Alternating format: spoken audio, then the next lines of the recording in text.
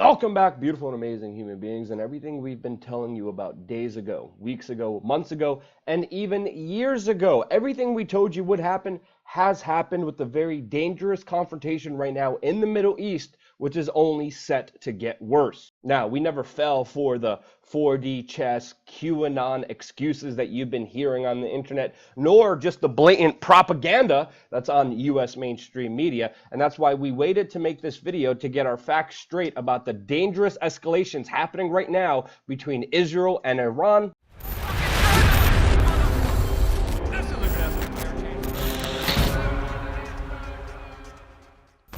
Now, before we start, just know that this independent news organization is financed by you and your donations on platforms like patreon.com/WeAreChange. That keeps us fully independent and allows these broadcasts to be possible. Now, obviously, we're dealing with a very turbulent and dangerous situation unfolding in the Middle East, with headlines like this saying Israel and Iran are on the brink of war. And from my analysis, this war has already been going on for quite a long time, but it only escalated moments ago when a Syrian military base fired about 20 rockets into the occupied Golan Heights region, which of course Israel decided to respond back with what they're calling the most extensive attack in decades, with their own airstrikes against Syrian military position, in what people are calling the quote most direct confrontation between Israel and Iran in decades, with us hearing from the Syrian side that they allegedly shot down 2 Israeli warplanes and intercepted dozens of Israel's missiles. And it's also being reported that 23 Syrian military fighters have been killed in these Israeli airstrikes, with Israel also reporting that there were 0 casualties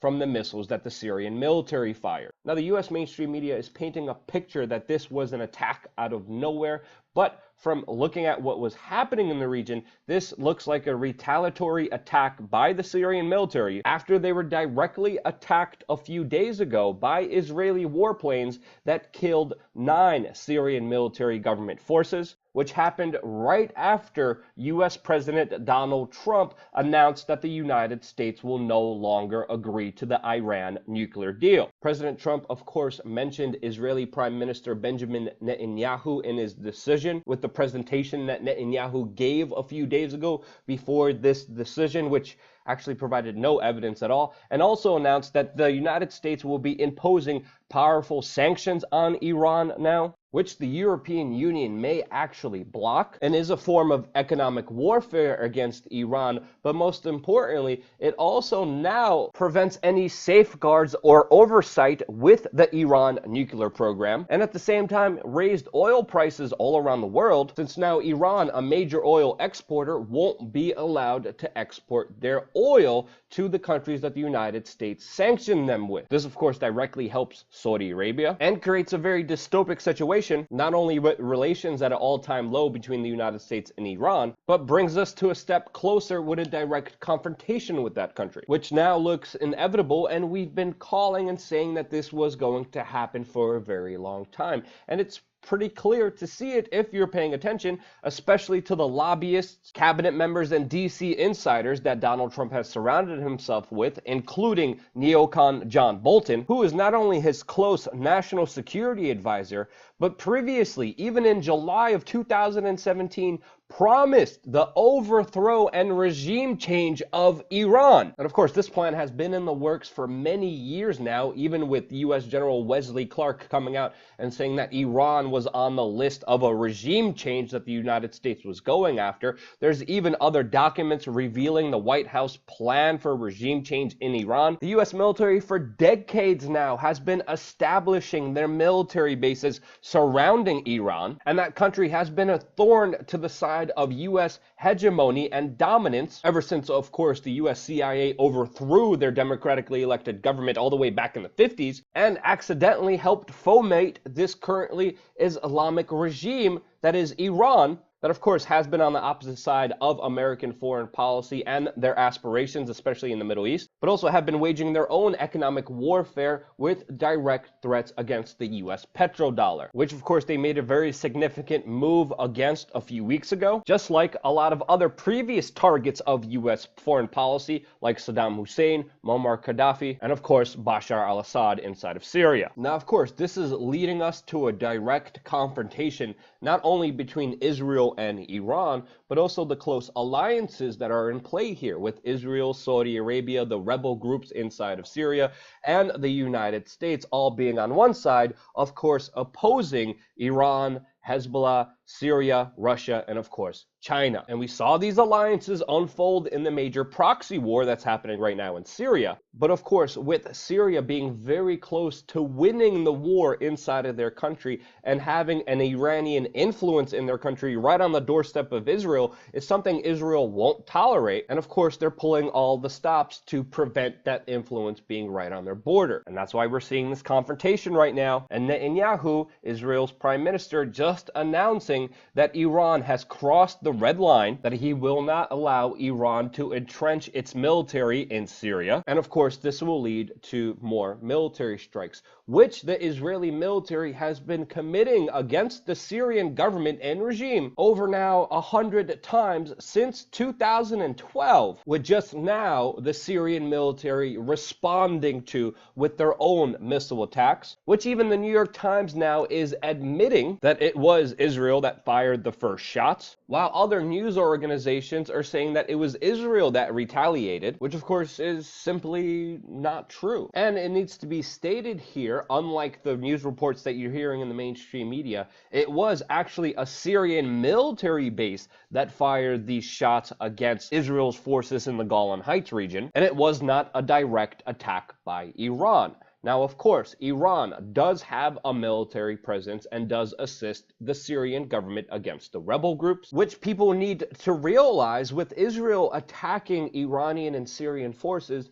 they are directly emboldening radical Islamic terrorists and the Wahhabist rebel groups in that country that they're fighting against. And the Golan Heights region, which Israel has been occupying and was previously Syrian territory, is also a place where ISIS has been gathering and using as a training facility in, which even fighters loyal to the Islamic State, ISIS, have actually apologized to Israel because of an attack that they launched on Israeli forces in the Golan Heights. And this is not a conspiracy theory, but from the former defense minister of Israel. So clearly, the Islamic State and the rebel groups fighting inside of Syria have an invested interest with Israel because ultimately they do have a common enemy, with some even saying that there was direct collusion between the two. Now, of course, the United States is condemning Iran after this latest rocket attack on the Golan Heights region, saying that they strongly supports Israel's right to self-defense, even though this is the first time the Syrian government actually responded to the attacks that Israel has been committing against them for